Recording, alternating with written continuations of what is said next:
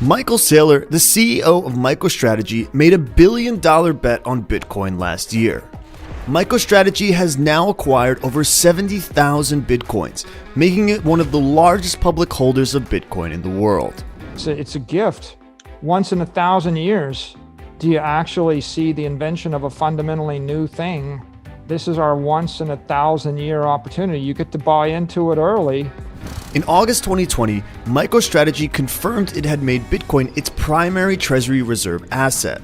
Then in September, the firm doubled down by purchasing an additional $175 million of BTC. Saylor touted his commitment to Bitcoin on Twitter by advising Elon Musk to convert Tesla's balance sheet into Bitcoin. A month later, Tesla did just that. However, Saylor wasn't always a staunch Bitcoin supporter. In 2013, he claimed Bitcoin's days are numbered and compared Bitcoin with online gambling. Times have changed since then, along with the opinions of large corporations. Saylor's advocacy of Bitcoin in 2020 earned him a spot in Cointelegraph's top 100 notable people in blockchain. In fact, he took 4th place.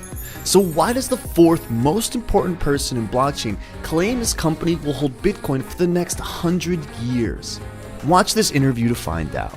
But before that, don't forget to subscribe. Do you think that, let's say invoices will be thought of in Bitcoin in the future instead of right now? It's, I guess, globally accepted that the US dollar is a good comparative currency when you're invoicing. Do you think that we'll start to switch because it's so universal, if you will? What I think is there's going to be let's say today there's $500 trillion worth of monetary money in the system. And it's divided between currencies like the euro and the dollar. It's divided in tangible hard assets, maybe real estate, trophy assets, art, gold, silver, Bitcoin. And then there's a portion of it that's sitting in bonds and stocks. And Bitcoin is going to grow from that $600 billion asset to become a $10 trillion asset like gold. Then it will subsume gold and it'll become a 20, 30, 40, 50, $100 trillion asset. And that'll be the core of the monetary planet, if you will. Right. Now, we're still going to have Picasso and people will have a value for their Picasso paintings. You're still going to have your diamonds you're wearing and your gold rings, and you're going to have your beach house because you're going to want your beach house. If you're going to own stocks, you're going to own them because you love the companies, because you wanted to make an investment in the company, because you love the company. You think it's going to go up faster than the rate of monetary expansion. I think that the currencies will be mandated by the governments. As long as there's a United States government, there'll be a dollar, and the dollar will be legal tender. And people will buy things and sell things transactionally in dollars. And the reason why is because the IRS gives the dollar currency tax treatment. If I give you $100 a year ago, and if the dollar appreciates against the peso over the next year, and it's worth 10 million gazillion pesos, and you give me the $100, the US government is not going to charge you a capital gains tax, right? So it makes sense for you to move dollars as currency because there's no tax obligation. But if I give you a Bitcoin a year ago, and the Bitcoin is now it was worth 10,000 a year ago, and it's worth 100,000 next year, and you give it back to me, you're going to owe the federal government $35,000 in capital gain. You're not giving me the Bitcoin. Keep the Bitcoin. Give me the dollars, right? Yeah. You want to give me money? Borrow against the Bitcoin, fund in the Bitcoin currency, and then give me the dollars, or convert something into dollars. And that's your currency is dictated by the government. You start your own island, Austin, you can have your own, you can spend Satoshis on your own island if you want to. But as long as there's the EU central bank or the US or the whatever, their tax authority will determine the currency based upon whatever they designate as currency. If the IRS had designated Bitcoin as currency, there would be no capital gain to move that back and forth. When the IRS designated as property, it implies it's digital gold. You should treat it like gold. You should buy it and hold it forever. And then my advice to you would be to borrow against it tax-free, never pay capital gains, never take an operating income, You know, if you must sell it, I don't think you should, because it's the highest quality property in the world and in the history of the world. We never invented a technically more thermodynamically sound, pure monetary property than this, right? This should be the container for the money you're going to hold for your grandchildren.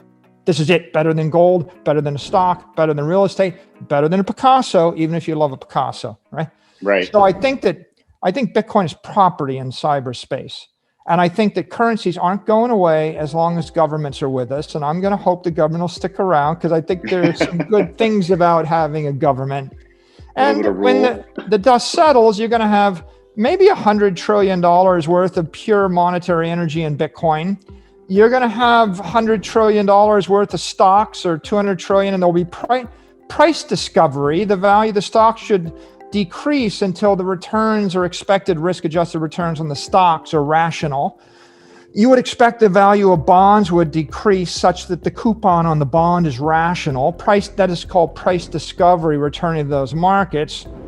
You would expect that the value of gold will decrease or will start to equalize to its ornamental value. What is it worth to you as an ornament?